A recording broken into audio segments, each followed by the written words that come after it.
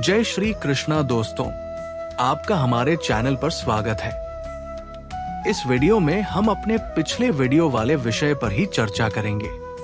श्री कृष्ण कहते हैं, जो संबंध हृदय से जुड़े होते हैं उनमें शब्दों का कोलाहल कम और भावनाओं का मौन संवाद अधिक होता है।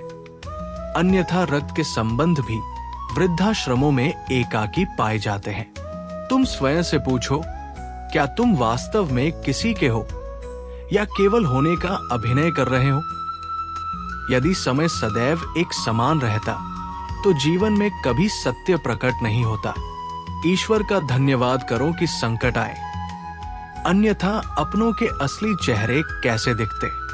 एक गलत व्यक्ति के साथ रहकर जो भीतर से टूटना होता है वो अकेलेपन के सन्नाटे से भी अधिक भयावह होता है। हमने कई लोगों के साथ मुस्कुराना सीखा है, किंतु जब रोने का अवसर आया तो हम नितांत अकेले थे। सबके साथ प्रसन्न रहना सरल है, पर सबको प्रसन्न रखना असंभव है। आज के युग में मुस्कुराहट भी एक अपराध बन गई है। जो लोग बाहर से हंसते हैं वे अक्सर भीतर से खंडित होते हैं। हर पीड़ा बुरे कर्मों का फल नहीं होती। कभी कभी अत्यधिक अच्छा होने की भी कीमत चुकानी पड़ती है। जिनसे हम सबसे अधिक उम्मीद करते हैं अक्सर वही हमारी उपेक्षा कर देते हैं। सबसे बड़ी त्रुटि तब होती है जब मनुष्य को अपनी त्रुटि का बोध ही नहीं होता। कुछ सबक हमें पुस्तकों से नहीं बल्कि अपनों की उदासीनता से मिलते हैं। असत्य चीखता है जबकि सत्य खामोशी में रोता है। दूसरों की भूलों को देखने से पूर्व अपने मन के दर्पण को स्वच्छ करना भी आवश्यक है। हर मुस्कुराता हुआ चेहरा प्रसन्न नहीं होता। कुछ चेहरे केवल अपने आंसू छिपाने की कला जानते हैं। लोग क्या कहते हैं इससे कोई अंतर नहीं पड़ता। हमें ये आत्मसंतोष होना चाहिए कि हमने किसी का अहित नहीं किया। यही विचार हमें शांति प्रदान करता है। जीवन का यही कटु सत्य है। जब मनुष्य दूसरों को प्रसन्न करते करते स्वयं को भूल जाता है तब उसे ये बोध होता है कि सबसे महत्वपूर्ण संबंध तो स्वयं से ही होता है। मुझे स्वयं को खोने का भय नहीं, पर विश्वास को खोने का भय अवश्य है, क्योंकि एक बार जो विश्वास टूट जाए वो फिर कभी पहले जैसा नहीं जुड़ता। यदि किसी से कुछ कहना है तो सीधे उसके सम्मुख कहो। पीठ पीछे बोलना कायरता का लक्षण है। मुख पर बोला गया सत्य भले ही कटु हो, पर उसका प्रभाव सीधा हृदय पर होता है। यदि तुम्हें लगता है कि तुम सही हो तो मुझे गलत सिद्ध करने से पूर्व एक बार अपनी सच्चाई का सामना कर लो। श्री कृष्ण कहते हैं, यदि तुम जीवन में कोई जोखिम नहीं ले रहे तो तुम वास्तव में जीवन से पीछे हट रहे हो। अनुभव का वास्तविक मूल्य बाजारों में नहीं बल्कि उन सन्नाटों में मिलता है जहां बुजुर्गों की खामोशी भी गहन उपदेश दे जाती है। मैं उस स्थान पर गया जहां मेरे बचपन के खिलौने रखे थे, जिनसे मैंने कभी प्रश्न पूछे थे।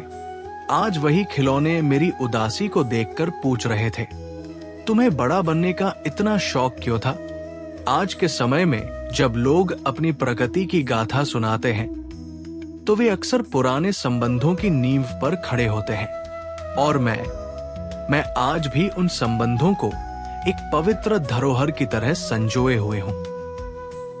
तुमने पूछा, तुमने असत्य को क्यों अपनाया? मैंने कहा, क्योंकि इस युग में सत्य को भी अपनी प्रामाणिकता के लिए प्रमाण चाहिए होते हैं। जब घर में मां नहीं होती तो घर की निर्जीव दीवारें भी संवाद करने लगती हैं। अब कोई ऐसा नहीं बचा जिसके कंधे पर सिर रखकर रोया जा सके। भूल मनुष्य से होती है, किंतु चालाकी उसके चरित्र को गिरा देती है। हर कोई कहता है क्षमा कर दो, पर जो छल करता है उसका लेखा जोखा परमात्मा रखता है। कुछ घाव बिना स्पर्श किए ही पीड़ा दे जाते हैं और कुछ उत्तरदायित्व जीवित रहते हुए ही तुम्हें मार देते हैं। इस युग में परीक्षा एकांत में होती है और उसका दंड सबके समक्ष सुनाया जाता है। जहां असत्य शांति से विराजमान हो और सत्य को अपनी उपस्थिति के लिए चीखना पड़े, वहां मानवता की पराजय हो जाती है। आवश्यकता से अधिक समय और सम्मान देने पर लोग तुम्हें महत्वहीन समझने लगते हैं। टूटकर भी मुस्कुराना निर्बलता नहीं, बल्कि वो शक्ति है जो हर किसी में नहीं होती। यदि तुम्हारे साथ कोई भी नहीं है, केवल परमात्मा है, तो समझो कि तुम सबसे अधिक शक्तिशाली हो। प्रेम केवल साथ रहना नहीं है, बल्कि दूर रहकर भी एक दूसरे के अस्तित्व के लिए जीना है। श्री कृष्ण कहते हैं, जो व्यक्ति टूटने के पश्चात और अधिक निखर जाए, वही वास्तविक व्यक्तित्व है। मैंने सदैव सबका हित चाहा, पर मुझे ये जताना कभी नहीं आया। जब मानवता और धर्म एक दूसरे से लिपट कर रोते हैं, तो ईश्वर भी मौन हो जाते हैं। कभी किसी के विषय में दूसरों की बातों से अपनी राय मत बनाओ।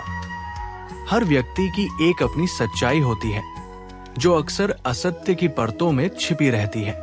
गृहस्थी एक छोटा सा शब्द है, पर उसमें प्रातः काल की भागदौड़ और रात्रि की थकान का संपूर्ण ब्रह्मांड छिपा होता है। जीवन एक परीक्षा है, पर अब तो परीक्षाओं ने ही हमारा संपूर्ण जीवन ले लिया है।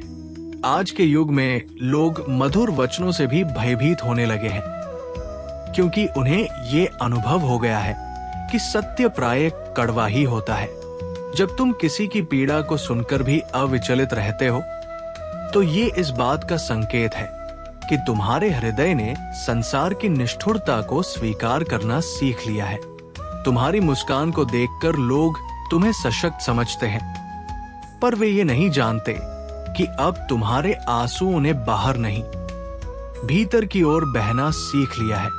जीवन में थोड़ी बहुत चंचलता बनाए रखना आवश्यक है, क्योंकि इस संसार में अत्यधिक सरलता को दुर्बलता मान लिया जाता है और वहीं से छलकपट का जन्म होता है।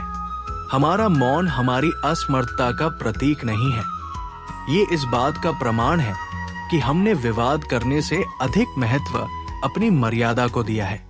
जब किसी व्यक्ति का विश्वास टूटता है, तो केवल उसका हृदय ही नहीं, बल्कि उसके द्वारा निर्मित संपूर्ण संसार की नींव हिल जाती है।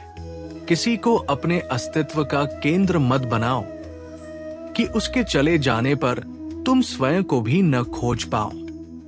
जहां विकल्प अधिक होते हैं, वहां किसी एक के प्रति निष्ठा का मूल्य स्वतः ही कम हो जाता है। अब मुझे प्रेम नहीं, एकांत अधिक प्रिय है, क्योंकि मैं संबंध स्थापित करने के प्रयास में स्वयं को खो चुका हूं। श्री कृष्ण कहते हैं, सच्चा संबंध वही है जो तुम्हारी पीड़ा को अपनी पीड़ा मान ले। इस संसार में दो प्रकार के लोग हैं, एक वे जो तुम्हें आहत करते हैं, और दूसरे वे जो तुम्हारे घावों पर मरहम लगाने की भी चेष्टा नहीं करते। कभी कभी दोष तुम्हारा नहीं होता, फिर भी संसार तुम्हें ही दोषी ठहराता है। तुम्हारी सच्चाई, तुम्हारी शांति और तुम्हारा कौशल ही कई बार तुम्हारे अकेलेपन का कारण बन जाते हैं। विडंबना यह है कि जिसे तुमने तैरना सिखाया, वही तुम्हें डुबोने का प्रयास करता है। स्मरण रहे, केवल वही लौटते हैं जो तुमसे रुष्ट होकर गए हों। जो टूट कर चले गए, वे कभी वापस नहीं आते। श्री कृष्ण कहते हैं, आज के संबंध क्षणिक हो गए हैं। युगों तक चलने वाले रिश्ते अब केवल पौराणिक कथाओं में ही मिलते हैं। जब धर्म और राजनीति एक हो जाते हैं, तब मानवता मौन होकर रोती है।